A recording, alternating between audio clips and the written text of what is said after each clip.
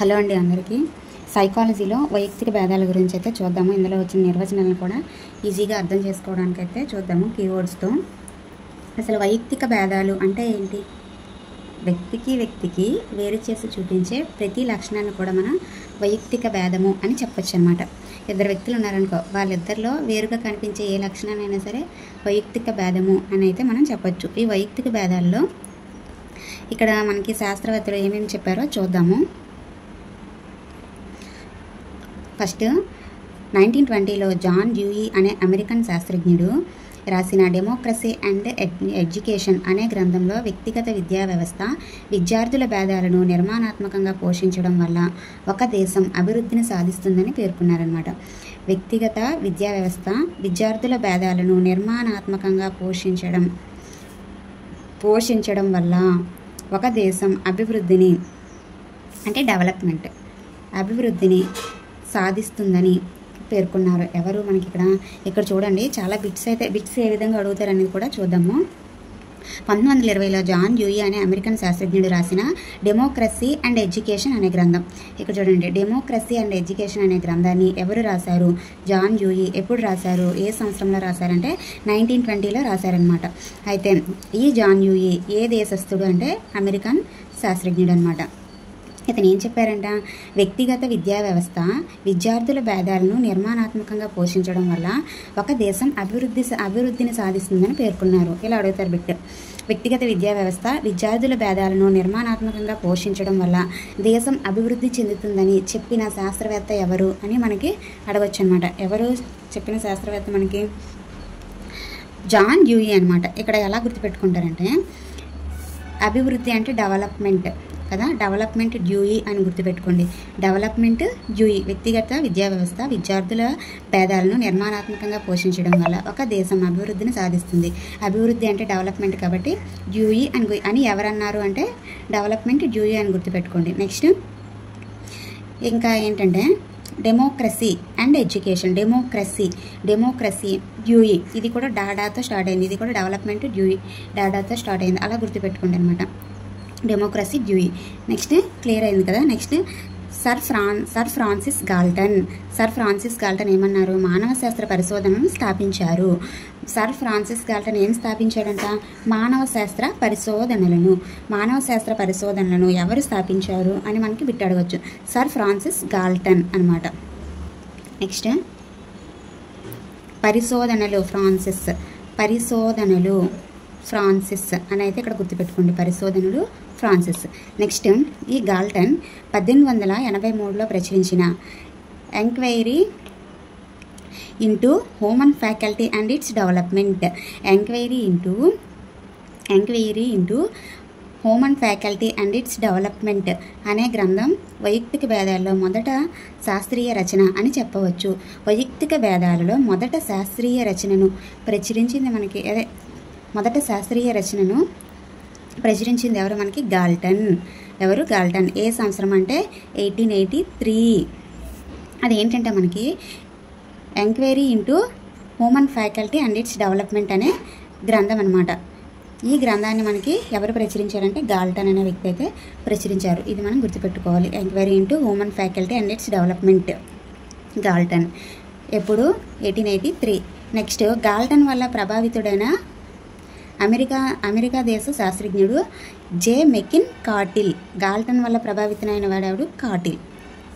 అనేక సాంఖ్యక శాస్త్ర పద్ధతులను ఉపయోగించి ప్రతిచర్య కాలము, స్మృతి, సంవేదనాలపై అనేక పరీక్షలను రూపొందించారంట. ఈ మెకిన్ కార్టిల్ అనే అతను ఏం చేశాడంట? ఎవరి వల్ల ప్రభావితమయ్యాడు? గాల్టన్ వల్ల ప్రభావితమయ్యాడు. ఇతను ఏ దేశస్థుడు? అమెరికా దేశస్థుడు అనమాట. ఇందాక మనం జాన్ డ్యూయీ కూడా మనకి అమెరికన్ శాస్త్రజ్ఞుడు. అలాగే మనకి ఇక్కడ గాల్టన్ వల్ల ప్రభావితుడైన అమెరికా దేశ శాస్త్రజ్ఞుడు ఎవరు? మెకిన్ క్యాటిల్ ఏ దేశం అంటే అమెరికా అనమాట. గాల్టన్ వల్ల ప్రభావితుడైన అమెరికా దేశ శాస్త్రజ్ఞుడు జే మెకిన్ క్యాటిల్ అనేక సాంఖ్యిక శాస్త్ర పద్ధతులను ఉపయోగించి ప్రతిచర్య కాలము, స్మృతి, సంవేదనాలపై అనేక పరీక్షలను అయితే రూపొందించాడనమాట. అనేక పరీక్షలను రూపొందించింది మనకి ఎవరు? Make in cattle. ఇతను ఏ దేశస్థుడు? అమెరికా దేశస్థుడు. ఎవరి వల్ల ప్రభావితమయ్యాడు? గాల్టన్ వల్ల ప్రభావితుడయ్యాడనమాట. ఇతడు ప్రచురించిన మెంటల్ టెస్ట్ అండ్ మెజర్మెంట్ అనే గ్రంథం అనేక మంది మనోవిజ్ఞాన శాస్త్రవేత్తలకు మార్గదర్శకమైంది. చాలా గ్రేట్ కదా. ఎవరు? ఈ మెకిన్ క్యాటిల్ అంట ప్రచురించారంట ఏ గ్రంథము? మెంటల్ టెస్ట్ అండ్ మెజర్మెంట్ అనే గ్రంథం. McKeen mental test and measurement, అలా ఈజీ మనం గుర్తుపెట్టుకోవచ్చు. McKeen mental test and measurement అనే గ్రంథం అనమాట. అతను ప్రచురించిన ఈ గ్రంథం అంట అనేక మనోవిజ్ఞాన శాస్త్రవేత్తలకు మార్గదర్శకమైందంట. అనేక మనోవిజ్ఞాన శాస్త్రవేత్తలకు మార్గదర్శకమైంది. ఇందులో మనకి చాలా బిట్స్ అయితే ఫ్రేమ్ చేసుకోవచ్చు. చూడండి డెమో ఇక్కడ చూడండి, ఒకటి స్పీడ్గా చెప్తాను. 1920 జాన్ డ్యూయీ ఏ దేశస్థుడు అంటే అమెరికన్ దేశస్థుడు. Dewey democracy and education Dewey. Next development Dewey అని గుర్తుపెట్టుకోమన్నాను. నెక్స్ట్ సర్ ఫ్రాన్సిస్ గాల్టన్ మానవ శాస్త్ర పరిశోధనను స్థాపించాడు. పరిశోధనలను స్థాపించింది పరిశోధన ఫ్రాన్సిస్ అని అయితే గుర్తుపెట్టుకోవాలి. నెక్స్ట్ గాల్టన్ 1883లో ఏం ప్రచురించారంట? Enquiry into human faculty and its development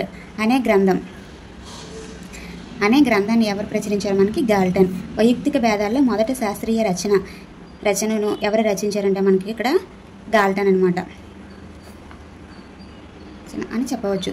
వైయక్తిక భేదాల్లో మొదటి శాస్త్రీయ రచన అని అయితే మనం ఇక్కడ చెప్పవచ్చు అనమాట. గాల్టన్ వల్ల ప్రభావితం అయిన వాడు క్యాటిల్.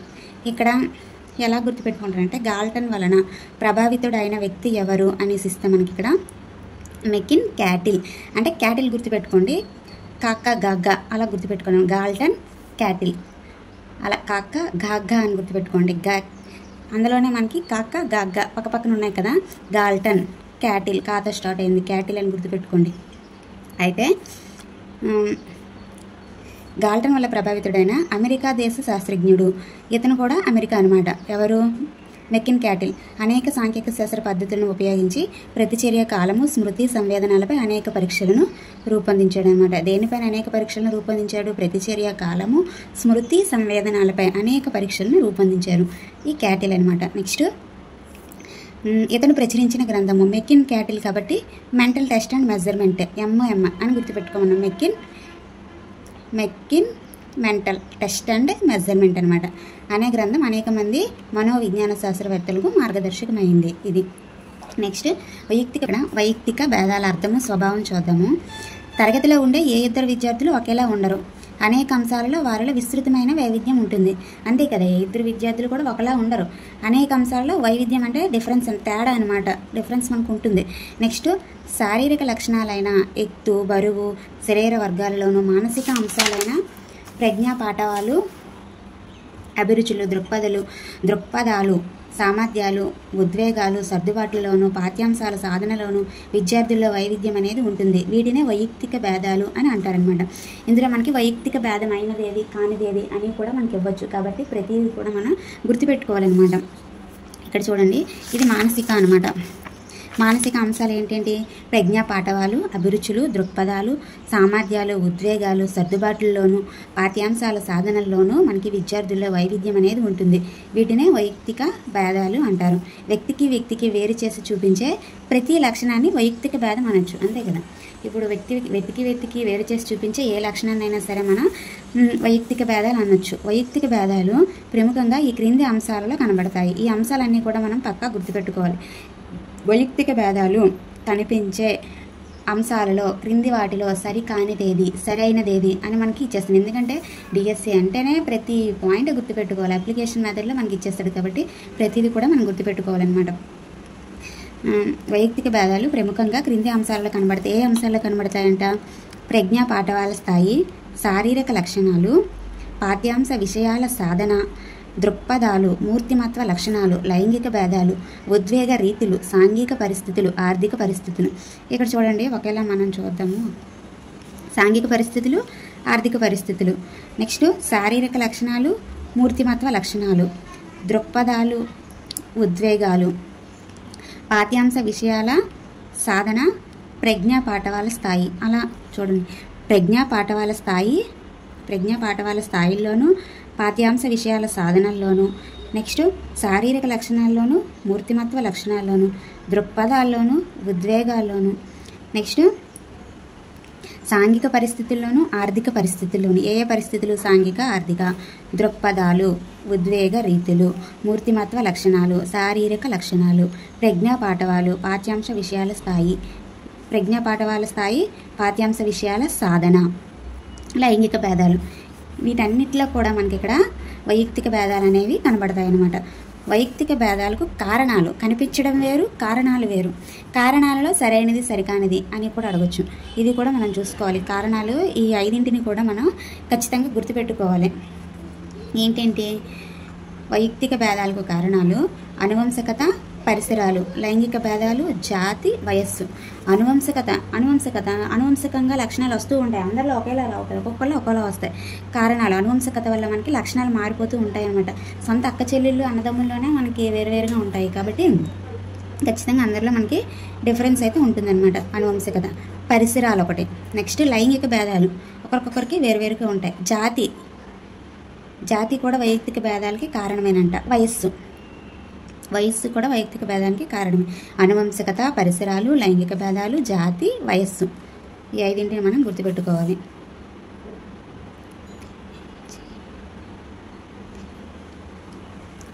అనువంశకత, పరిసరాలు, ఏపీ, జాతి, లైంగిక. అనువంశకత, పరిసరాలు, లైంగిక భేదాలు, జాతి, వయస్సు. వైయక్తిక భేదాలపై శాస్త్రీయ పరిశోధన చేసి మానవ మితి ప్రయోగశాలను స్థాపించిన వాడు గాల్టన్ అంట. గాల్టన్ ఏం చేశారు? మనకి వైయక్తిక భేదాలపై ఏ పరిశోధన చేశారు? శాస్త్రీయ పరిశోధన చేసి మానవ మితి ప్రయోగశాలను స్థాపించిన వారు మనకి ఎవరంటే గాల్టన్ అన్నమాట. వ్యక్తి అంతర మరియు వ్యక్తి అంతర్గత భేదాలు. వ్యక్తి అంతర మరియు వ్యక్తి అంతర్గత భేదాలు మనం చూసుకున్నట్లయితే ఇది కూడా చాలా ఇంపార్టెంట్. వ్యక్తి అంతర్గత భేదాలు ఇచ్చే అవకాశం ఉంది. చూడండి, వైయక్తిక భేదాలు 2 రకాలు. వైయక్తిక భేదాలు ఎన్ని రకాలు అని అడగచ్చు. వైయక్తిక భేదాలు ఎన్ని? 2 రకాలు. వైయక్తిక భేదాలకు కారణాలు అయితే 5 ఉన్నాయి. ఏ అంశాల్లో కనబడతాయి అంటే 9 రకాల అంశాల్లో కనబడతాయి. కారణాలు 5 రకాలు. అదే వైయక్తిక భేదాలే మనకైతే 2 రకాలు అనమాట. అది వ్యక్తి అంతర్భేదాలు, వ్యక్తి అంతర్గత భేదాలు అనమాట. వ్యక్తి అంతర్భేదాలు ఇంటర్ ఇండివిజువల్. వ్యక్తి అంతర్గత భేదాలు అంటే ఇంట్రా ఇండివిజువల్ అనమాట. అంటే వ్యక్తి అంతర్భేదాలు మనం చూద్దాము. 2 లేదా అంతకంటే ఎక్కువ మంది వ్యక్తుల మధ్య ఆలోచనలు, అభిప్రాయాలు, అలవాట్లు మొదలైన విషయాలలో కనిపించే తేడాలను వ్యక్త్యాంతర భేదాలు అంటారు. ఇక్కడ చూడండి, వ్యక్తి అంతరన్న వ్యక్త్యాంతర అన్న ఒకటే. వ్యక్తి అంతరాన్న వ్యక్త్యాంతర అన్న మనకి ఒకటేనమాట. ఇక్కడ ఏం గుర్తుపెట్టుకున్నాం మనం? 2 లేదా అంతకంటే ఎక్కువ మంది వ్యక్తుల మధ్య ఆలోచనలు, అభిప్రాయాలు, అలవాట్లు మొదలైన విషయాలలో కనిపించే తేడాలనే వ్యక్తి అంతర లేదా వ్యక్తి అంతర భేదాలు అంటారు. అంటే తరగతి గదిలో విద్యార్థులకు ఒక సబ్జెక్టులో వచ్చిన మార్కులు. తరగతి గదిలో విద్యార్థులకు ఒక సబ్జెక్ట్, ఇప్పుడు ఫర్ ఎగ్జాంపుల్ మనం ఇది మ్యాథ్స్ తీసుకుందాం. మ్యాథ్స్ తీసుకుంటే ఒక్కొక్కరికి 25కి 25 వస్తాయి, ఒకరికి 24 వస్తాయి, ఒకరికి 23 వస్తాయి. అలా మనకి మార్కుల్లో తేడా అయితే కనిపిస్తుంది. తేడాని మనం భేదము అన్నాం కాబట్టి వైయక్తిక భేదం అనమాట అది. అంటే ఇక్కడ ఎక్కువ మంది 2 లేదా అంతకంటే ఎక్కువ మంది విద్యార్థుల మధ్య వస్తే మనకి వ్యక్తి అంతర లేదా వ్యక్తి అంతర్భేదాలు అని అంటారనమాట. నెక్స్ట్ వ్యక్తి అంతర్గత అంటే ఒక వ్యక్తిలోని కనిపించే తేడాలనే వ్యక్తి అంతర్గత భేదాలు అంటారనమాట. ఒక విద్యార్థికి వివిధ సబ్జెక్టుల్లో వచ్చిన మార్కులు, ఇప్పుడు ఒక విద్యార్థికి సైన్స్లో ఒకలా వస్తాయి, మ్యాథ్స్లో ఒకలా వస్తాయి, ఇంగ్లీష్లో ఒకలా వస్తాయి మార్క్స్ అనమాట. అలా ఒక వ్యక్తికి వివిధ సబ్జెక్టుల్లో వచ్చే మార్కులు మనం చూసుకున్నట్లయితే వ్యక్తి అంతర్గత అంటే మనకి అంతర్గత ఒక్కరికి మాత్రమే అని గుర్తుపెట్టుకోవాలి. వ్యక్తి అంతర అంటే మనకి 2 లేదా అంతకన్నా ఎక్కువ. ఇది వైయక్తిక భేదాల్లో 2 రకాలు అనమాట. నెక్స్ట్ ప్రజ్ఞా సిద్ధాంతాలు, బహుళ ప్రజ్ఞ. అంటే మనం ప్రజ్ఞా సిద్ధాంతాలు నెక్స్ట్ వీడియో చేద్దాం. ఇక్కడ వరకు నిర్వచనాలని చూద్దాము. ప్రతీకాత్మక ప్రక్రియలను ఉపయోగించి వ్యక్తి సర్దుబాటు చేసుకునే సామర్థ్యమే ప్రజ్ఞ అని ఎవరు నిర్వచించారంటే ఎడ్వర్డ్ ఏమన్నారంట? ప్రతీకాత్మక ప్రక్రియలను ఉపయోగించి వ్యక్తి సర్దుబాటు చేసుకునే సామర్థ్యమే ప్రజ్ఞ అని ఎవరన్నారంటే ఎడ్వర్డ్ నిర్వచనం. ఇది మీరు ఎలా గుర్తుపెట్టుకుంటారంటే కాకుండా ఇక్కడ అడ్వర్డ్ అని ఇచ్చాడు కదా, ఈ వర్డ్కి మనకి అడ్ అనేది వచ్చి చేరింది. అంటే ప్రతీకాత్మకంగా మనకి అడ్ అనేది వచ్చి వార్డ్కి వచ్చి చేరిందనమాట. అలా గుర్తుపెట్టుకోండి, ప్రతీకాత్మకంగా వార్డ్కి అడ్ వచ్చి చేరడం అనమాట. అలా మనకి ప్రతీకాత్మక ప్రక్రియలను ఉపయోగించి ఒక వ్యక్తి సర్దుబాటు చేసుకునే సామర్థ్యమే ప్రజ్ఞ. ప్రతీకాత్మక అనేసరికి నీకు ఇక్కడ వర్డ్కి అడ్ వచ్చి చేరింది అని చెప్పి గుర్తుపెట్టుకోండి. అప్పుడు ప్రతీకాత్మకంగా అడ్ వచ్చి చేరింది అని గుర్తుపెట్టుకుంటే ప్రతీకాత్మక అడ్వర్డ్ అని అయితే మనకి ఇక్కడ గుర్తుంటుంది. నెక్స్ట్, ఒక నిర్దిష్ట దిశలో ఆలోచనలతో ఆత్మవిమర్శతో సర్దుబాటు చేసుకోగలిగే శక్తియే ప్రజ్ఞ. ఆలోచనలతో ఆత్మవిమర్శతో సర్దుబాటు చేసుకోగలిగే శక్తియే ప్రజ్ఞ అని మనకి ఎవరన్నారు? బినే ఫుల్ నేమ్ ఏంటి? ఆల్ఫ్రెడ్ బినే, అంతే కదా, ఆల్ఫ్రెడ్ బినే. కాబట్టి ఆలోచనలతో ఆత్మవిమర్శతో ఆల్ఫ్రెడ్ బినే అని గుర్తుపెట్టుకోండి. నెక్స్ట్, వ్యక్తి తనకిష్టమైన పరిస్థితులకు అనుకూలంగా సర్దుబాటు చేసుకునే శక్తియే ప్రజ్ఞ. వ్యక్తి తనకిష్టమైన పరిస్థితులకు అనుకూలంగా సర్దుబాటు చేసుకునే శక్తియే ప్రజ్ఞ అని ఎవరన్నారు? స్పెన్సర్. అంటే వ్యక్తికి తనకి ఇష్టమైన వస్తువులను కొనుక్కోవడానికి స్పెన్సర్కి వెళ్తారు అని గుర్తుపెట్టుకోండి. తనకి ఇష్టమైన వస్తువులను కొనుక్కోవడానికి ఎక్కడికి వెళ్తారు? స్పెన్సర్కి వెళ్తారు. అంటే తనకి ఇష్టమైన అనే వర్డ్ మనకి కనిపిస్తే స్పెన్సర్ అని చెప్పి గుర్తుపెట్టుకోండి. నెక్స్ట్, కొత్త సమస్యలకు పరిస్థితులకు అనుగుణ్యతను పొందే సామాన్య మానసిక శక్తియే ప్రజ్ఞ అని ఎవరన్నారు? స్టెర్న్. కొత్త సమస్యలకు పరిస్థితులకు అనుగుణ్యతను పొందే సామాన్య మానసిక శక్తియే ప్రజ్ఞ అని మనకి ఎవరన్నారంటే స్టెర్న్ అనమాట. మానసిక శక్తియే ప్రజ్ఞ అని అన్నది స్టెర్న్. ఇక్కడ కొత్త సమస్యలకు సమస్య స్టెర్న్ అని గుర్తుపెట్టుకోండి. సమస్యలకు స్టెర్న్. ఎందుకంటే మానసిక శక్తి అంటే మనకి చాలా దగ్గర శక్తి అనేది వస్తుంది కాబట్టి అది అలా గుర్తుపెట్టుకోకూడదు.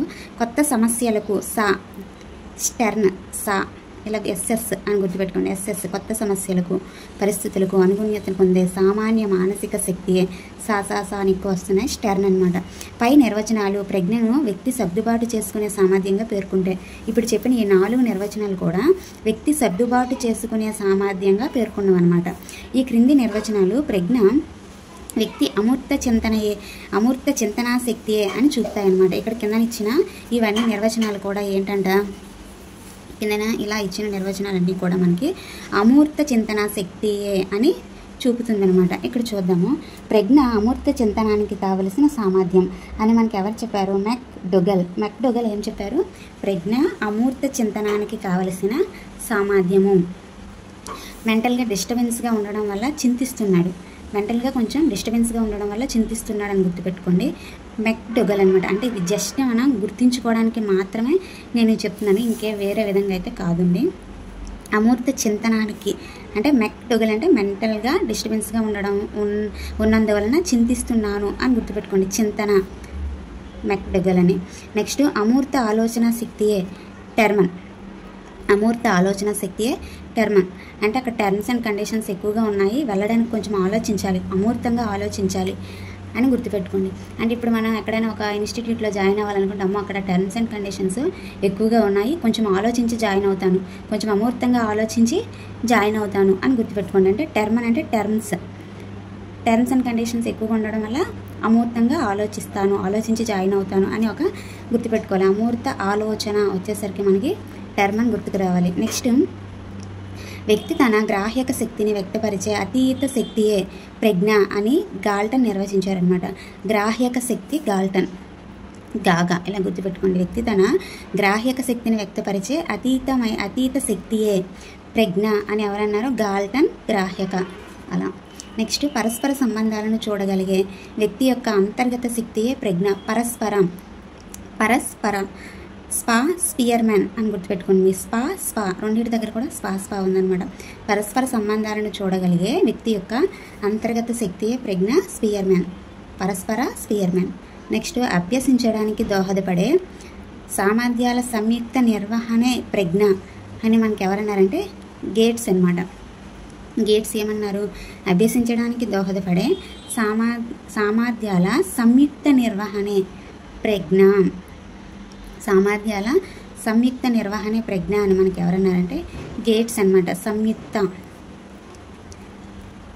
నిర్వహణే ప్రజ్ఞ, గేట్స్ని చెప్పారు. నెక్స్ట్ ప్రజ్ఞ అంటే కష్టతరం, క్లిష్టతరం, అమూర్తం, పొదుపరితనం, గమ్యానికి చేరుకునే సర్దుబాటు, సాంఘిక విలువలు, సృజనాత్మకత మొదలైన లక్షణాలు గల కృత్యాలను వ్యక్తం చేయగల సామర్థ్యం అని చెప్పింది ఎవరంటే మనకి ఇక్కడ స్టాడర్డ్ అంటే మనకి ఇక్కడ కొంచెం స్ట్రాంగ్గా ఉన్నాయి ఇక్కడ పదాలన్నీ. స్టాడర్డ్ స్ట్రాంగ్ అని గుర్తుపెట్టుకోండి. స్టాడర్డ్ స్ట్రాంగ్గా ఉన్నాయి ఇక్కడ పదాలు. ఎలా ఉన్నాయి మనకి ఇక్కడ? కష్టతరం, కష్టం అంటే కొంచెం స్ట్రాంగ్గా ఉన్నాయి. క్లిష్టతరం స్ట్రాంగ్గా ఉన్నాయి. అమూర్తము, పొదుపరితనము, గమ్యానికి చేరుకునే సర్దుబాటు, సాంఘిక విలువలు, సృజనాత్మకత మొదలైన లక్షణాలు గల కృత్యాలను వ్యక్తం చేయగల సామర్థ్యం అని మనకి ఎవరన్నారు? స్టాడర్డ్. స్ట్రాంగ్ అంటే కష్టతరం, క్లిష్టతరం, స్ట్రాంగ్ అని గుర్తుపెట్టుకోండి. స్టాడర్డ్ అని అయితే మనకు గుర్తుంటుంది ఈజీగా. నెక్స్ట్ సమగ్రమైన నిర్వచనంగా చెప్పదగింది వెస్లర్ నిర్వచనం అంట. వెస్లర్ నిర్వచనం సమగ్రమైన నిర్వచనంగా చెప్పదగిన నిర్వచనం ఏంటంటే వెస్లర్ నిర్వచనం. ఇక్కడ ఎలా గుర్తుపెట్టుకుంటారంటే వెస్లర్ వేస్ట్ అనుకున్నాం కానీ అదే సమగ్రమైన నిర్వచనంగా చెప్పబడింది చూసారా అని గుర్తుపెట్టుకోండి. వెస్లర్ వేస్ట్ అనుకున్నాం కానీ అదే సమగ్రవంతమైన నిర్వచనంగా చెప్పబడింది. వెస్లర్ ప్రకారం ప్రజ్ఞ అంటే మనకి ఏంటంటే లక్ష్యాత్మకంగా ప్రవర్తించడానికి, హేతుబద్ధంగా ఆలోచించడానికి, తన చుట్టూ ఉన్న పరిసరాలతో ఫలప్రదంగా మలుచుకోవడానికి వ్యక్తికి అవసరమయ్యే సామర్థ్యం ప్రజ్ఞ అని అయితే మనకి ఇక్కడ వెస్లర్ చెప్పారనమాట. ఇక్కడ మనం ఇది కూడా వేస్ట్ అనుకున్నాం కానీ ఇదే అవసరమయ్యే సామర్థ్యము, లక్ష్యాత్మకంగా ప్రవర్తించడానికి ఉపయోగపడే సామర్థ్యము ప్రజ్ఞ. వేస్ట్ అనుకునేదే మనకి లక్ష్యాత్మకంగా లేదా అవసరమయ్యే సామర్థ్యం అని చెప్పి గుర్తుపెట్టుకోండి. నెక్స్ట్ థార్న్డైక్ అనే అమెరికా మనోవిజ్ఞాన శాస్త్రజ్ఞుడు ప్రజ్ఞను 3 రకాలుగా పనిచేసే శక్తి అని అయితే చెప్పారనమాట. థార్న్డైక్ అనే అమెరికా మనోవిజ్ఞాన శాస్త్రజ్ఞుడు. థార్న్డైక్ ఏ దేశ శాస్త్రజ్ఞుడు అంటే అమెరికా అనమాట. ప్రజ్ఞను 3 రకాలుగా పనిచేసే శక్తి. ఎన్ని రకాలుగా పనిచేసే శక్తి అని చెప్పారంటే 3 రకాలుగా పనిచేసే శక్తి అని చెప్పారు. అదేంటంటే అమూర్త ప్రజ్ఞ, అయాంత్రిక ప్రజ్ఞ, సాంఘిక ప్రజ్ఞ అనమాట. అయాస అని గుర్తుపెట్టుకోండి. అమూర్త ప్రజ్ఞ, అయాంత్రిక ప్రజ్ఞ, సాంఘిక ప్రజ్ఞ, అయాస. 3 రకాలుగా పనిచేసే శక్తి అని చెప్పింది ఎవరు? థార్న్డైక్. అతను ఏ దేశస్థుడు? అమెరికా మనోవిజ్ఞాన శాస్త్రజ్ఞుడు. నెక్స్ట్ ఎన్ని రకాలు? 3 రకాలు. అవేంటంటే అయాస, అమూర్త ప్రజ్ఞ, యాంత్రిక ప్రజ్ఞ, సాంఘిక ప్రజ్ఞ. ఇది ప్రజ్ఞ సిద్ధాంతాల గురించి నెక్స్ట్ వీడియోలో చూద్దాము. ఇప్పటి వరకు మనం చదువుకున్న దాని మీద బిట్స్ చేద్దాం. టెక్స్ట్ బుక్లో మనకి ఈ బుక్లో బిట్స్ ఇచ్చారు, ఆ బిట్స్ అయితే చేద్దాము.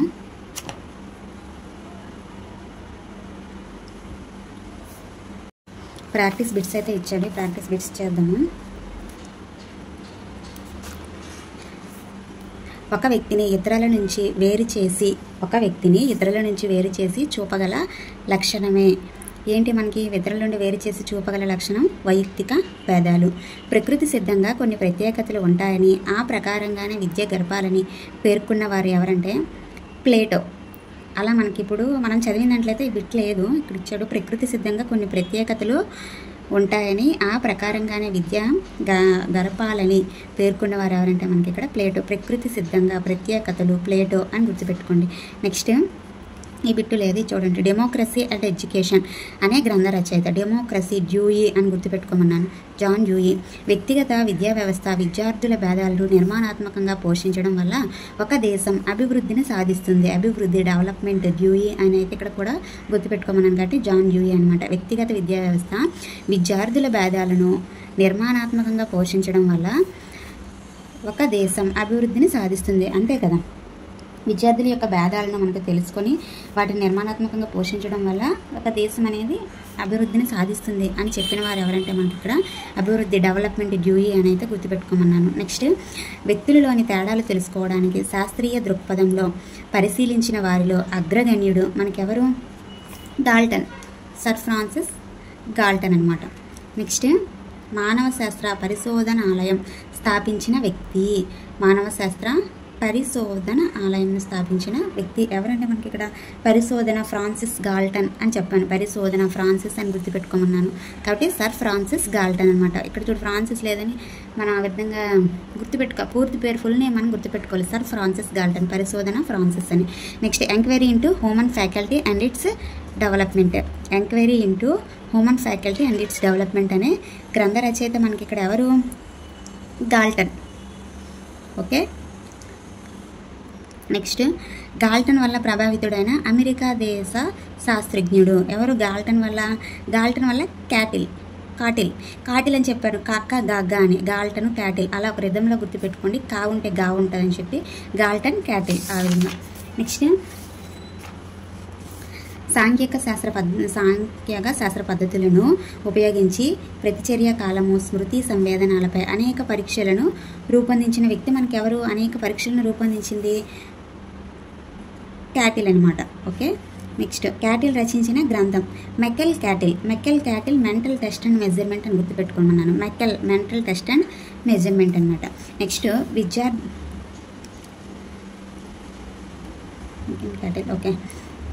మెకిన్ క్యాటిల్ మా mental test and measurement. Next విద్యార్థుల వైయక్తిక భేదాలు ఏర్పడడానికి 2 ముఖ్య కారకాలలో ఒకటి పరిసరాలు, రెండవది చూసావా 5 మనకి ఇచ్చారు కారకాలు, 5ని గుర్తుపెట్టుకోవాలన్నాను. ఇక్కడ మనం చూసినట్లయితే జాతి, వయస్సు, అనువంశకత, నెక్స్ట్ పరిసరాలు అవి ఇచ్చాడు కదా. పాఠశాల ఉందా? లేదు. కుటుంబం లేదు. సమవయస్కులు లేదు. అనువంశకత అయితే మాత్రం ఉంది. కాబట్టి రెండవది మనకి ఇక్కడ అనువంశకత. కాబట్టి 5 కూడా గుర్తుపెట్టుకోవాలి. నెక్స్ట్ డిక్షనరీ ఆఫ్ సైకాలజీలో అభిరుచులను గురించి చెప్పిన శాస్త్రవేత్త. డిక్షనరీ ఆఫ్ సైకాలజీలో దేని గురించి? అభిరుచులను గురించి చెప్పిన శాస్త్రవేత్త ఎవరు అని ఇచ్చారు. అభిరుచులను గురించి జేపీ చాప్లిన్. ఎవరంటే జేపీ చాప్లిన్ చెప్పారు. అభిరుచులు అంటే నాకు చాక్లెట్ అంటే అభిరుచి ఎక్కువ, చాక్లెట్ అంటే చాలా ఇష్టం అని గుర్తుపెట్టుకోండి. చాక్లెట్ అంటే అభిరుచి ఎక్కువ అని గుర్తుపెట్టుకుంటే డిక్షనరీ ఆఫ్ సైకాలజీలో అభిరుచులను గురించి చెప్పిన శాస్త్రవేత్త చాక్లెట్ అని గుర్తుపెట్టుకుంటే జేపీ చాప్లిన్. నెక్స్ట్ ఇది కూడా లేదు బిట్, ఇది చూద్దాము. లేదంటే ఆర్ట్ ఆఫ్ థాట్ అనే గ్రంథంలో గిల్ఫర్డ్ దేని గురించి చెప్పాడంట? సృజనాత్మక దశల గురించి చెప్పాడంట. ఆర్ట్ ఆఫ్ థాట్ అనే గ్రంథంలో గిల్ఫర్డ్ దేని గురించి చెప్పాడంటే సృజనాత్మక దశల గురించి చెప్పాడు. గాల్టన్ ఏ దేశస్థుడు? గాల్టన్ మనకి ఏ దేశస్థుడమ్మా? John Dewey America. McKeen Cattell మనకి అతను కూడా మనకి అమెరికా దేశస్థుడు. మధ్యలో సర్ ఫ్రాన్సిస్ గాల్టన్ ఏ దేశస్థుడు? ఇంగ్లాండ్ దేశస్థుడు. సర్ ఫ్రాన్సిస్ గాల్టన్ ఏ దేశస్థుడు? ఇంగ్లాండ్ అనమాట. యాక్షన్ రిసెర్చి పదాన్ని మొదటగా ఉపయోగించింది. యాక్షన్ రిసెర్చి పదాన్ని మొదటగా ఉపయోగించింది ఎవరు? Galton, Wechsler, James, Kurt Lewin. మనకి ఇక్కడ ఆన్సర్ కర్ట్ లెవిన్ అంట. ఇది ఎలా గుర్తుపెట్టుకుంటారంటే యాక్షన్ రిసెర్చి పదాన్ని మొదటగా ఉపయోగించింది అంటే మనకి సినిమా షూటింగ్స్ కూడా జరిగేటప్పుడు యాక్షన్ కట్ అని అంటూ ఉంటారు కదా, అలా గుర్తుపెట్టుకోండి. యాక్షన్ రిసెర్చ్, యాక్షన్ వస్తే కర్ట్ లెవిన్ అని గుర్తుపెట్టుకోండి. కర్ట్ లెవిన్. నెక్స్ట్ ఉపాధ్యాయులు తయారు చేసే కృత్యాలు పిల్లల్లో ఈ శక్తులు అనుకూలంగా ఉన్నప్పుడే అభ్యాసం వేగవంతంగా జరుగుతుంది. ఉపాధ్యాయులు తయారు చేసే కృత్యాలు పిల్లల్లో ఈ శక్తులు ఉన్నప్పుడే మనకి ఇక్కడ అభ్యాసం అనేది వేగవంతంగా కొనసాగుతుంది. బహిర్గత, అంతర్గత, మానసిక, శారీరక. మనకి ఏంటంటే అంతర్గత శక్తులు, ఆ పిల్లల్లో మనకి అంతర్గత శక్తులు అనుకూలంగా ఉన్నప్పుడే అభ్యాసం అనేది వేగవంతంగా జరుగుతుంది అని చెప్పైతే ఆన్సర్ ఇచ్చారు. ఇక్కడ అంతర్గత అనేది ఇచ్చారు. నెక్స్ట్ ప్రతీకాత్మక ప్రక్రియలను ఉపయోగించి వ్యక్తి సర్దుబాటు చేసుకునే సామర్థ్యమే ప్రజ్ఞ అని నిర్వచించినవారు. ఇక్కడ మీకు గుర్తుపెట్టుకోమన్నాను. ప్రతీకాత్మక అని వస్తే మనకి వర్డ్కి అడ్డెళ్ళి ప్రతీకాత్మకంగా చేరింది, ప్రతీకారంగా అడ్డెళ్ళి చేరింది వర్డ్కి అని చెప్పి. కాబట్టి అడ్వర్డ్ అనమాట, అడ్వర్డ్స్. ఇది ఈజీగా గుర్తుపెట్టుకోవచ్చు. ఒక నిర్దిష్ట దిశలో ఆలోచనలను ఆత్మవిమర్శతో సర్దుబాటు చేసుకోగలిగే శక్తియే ప్రజ్ఞ. ఆలోచన, ఆత్మవిమర్శ ఆల్ఫ్రెడ్ బినే అని గుర్తుపెట్టుకోమన్నాను అనమాట. బినే కొత్త సమస్యలకు, పరిస్థితులకు అనుగుణ్యతను పొందే సామాన్య మానసిక శక్తియే ప్రజ్ఞ అని అన్నది ఎవరు? మనకి ఇక్కడ ఎలా గుర్తుపెట్టుకోమన్నాను? సమస్యలు, స్టెర్న్ అని గుర్తుపెట్టుకోమన్నాను. సాస, కొత్త, న్యూ. స్టెర్న్లో నా ఉంది, కొత్త, న్యూలో నా ఉంది. కొత్త సమస్యలు అంటే ఇక్కడ న్యూలో నా ఉంది, స్టెర్న్లో నా ఉంది. సమస్యలు సా ఇక్కడ కూడా ఉంది, స్టెర్న్లో సా ఉంది. అలా గుర్తుపెట్టుకుని కొత్త సమస్యలు, పరిస్థితులకు అనుగుణ్యతను పొందే సామాన్య మానసిక శక్తియే ప్రజ్ఞ అన్నది స్టెర్న్. ఒక వ్యక్తి క్లిష్టతర పరిస్థితులకు అనుకూలంగా సర్దుబాటు చేసుకునే శక్తియే ప్రజ్ఞ అని నిర్వచించింది. క్లిష్టతర, ఇది కూడా మనకి క్లిష్టతర అది ఎలా ఇచ్చారంటే తనకిష్టమైన పరిస్థితులకు అనుగుణంగా సర్దుబాటు చేసుకునే ప్రజ్ఞ, శక్తియే ప్రజ్ఞ అనేది మనకి ఇక్కడ స్పెన్సర్ అనేసి మనం తనకి ఇష్టమైన వస్తువులు కొనడానికి స్పెన్సర్కి వెళ్తారు అని అయితే మనం ఇక్కడ చదివాం కదా. ఇక్కడ వ్యక్తి తన క్లిష్టతర పరిస్థితులకు అనుకూలంగా సర్దుబాటు చేసుకునే శక్తియే ప్రజ్ఞ అని ఇచ్చింది కూడా మనకి స్పెన్సరేనంట. క్లిష్టతర, ఇష్టమైన రెండు కూడా ఆపోజిట్స్. కష్టమైన, ఇష్టమైన రెండు ఆపోజిట్ వర్డ్స్ కూడా స్పెన్సరేనమాట. ఇలా గుర్తుపెట్టుకోండి. నెక్స్ట్, వ్యక్తి తన గ్రాహ్యక శక్తిని వ్యక్తపరిచే అతీత శక్తియే ప్రజ్ఞ. గ్రాహ్యక, గాల్ట నేను గుర్తుపెట్టుకోమన్నాను. నెక్స్ట్, పరస్పర సంబంధాలను చూడగలిగే వ్యక్తి అంతర్గత శక్తియే ప్రజ్ఞ. పరస్పర, స్పియర్ మ్యాన్ అని అయితే గుర్తుపెట్టుకోమన్నాను. ఇది నెక్స్ట్ ఈ బిట్ని కూడా మనకి లేదు. ఇక్కడ చూడండి, ప్రజ్ఞ అంటే కష్టతరం, క్లిష్టతరం, అమూర్తం, పొదుపరితనం, నెక్స్ట్ గమ్యానికి చేరుకునే సర్దుబాటు, సాంఘిక విలువలు, సృజనాత్మకత మొదలైన లక్షణాలు గల కృత్యాలను చేసే వ్యక్తిలో గల సామర్థ్యము అని చెప్పినవారు. కష్టతరం, క్లిష్టతరం అంటే స్ట్రాంగ్, కొంచెం స్ట్రాంగ్గా, స్ట్రాడర్డ్ అని కష్టంగా ఉన్నాయంటే స్ట్రాంగ్ అని గుర్తుపెట్టుకోమన్నాను అనమాట. కష్టతరం, క్లిష్టతరం, స్ట్రాడర్డ్ అనే పదాలు అంటే ఎస్ఎస్ అని చెప్పి స్ట్రాంగ్, స్ట్రాడర్డ్ అనేది ఇక్కడ గుర్తుపెట్టుకోమన్నాను కదా. ఉంది ఇంతేనండి. ప్రాక్టీస్ బిట్స్తో సహా మనం చదివింది అయితే చేసాము. మీకు ఈ వీడియో నచ్చితే లైక్ చేయండి. మరిన్ని వీడియోస్ కోసం నా ఛానల్ని సబ్స్క్రైబ్ చేసుకోండి.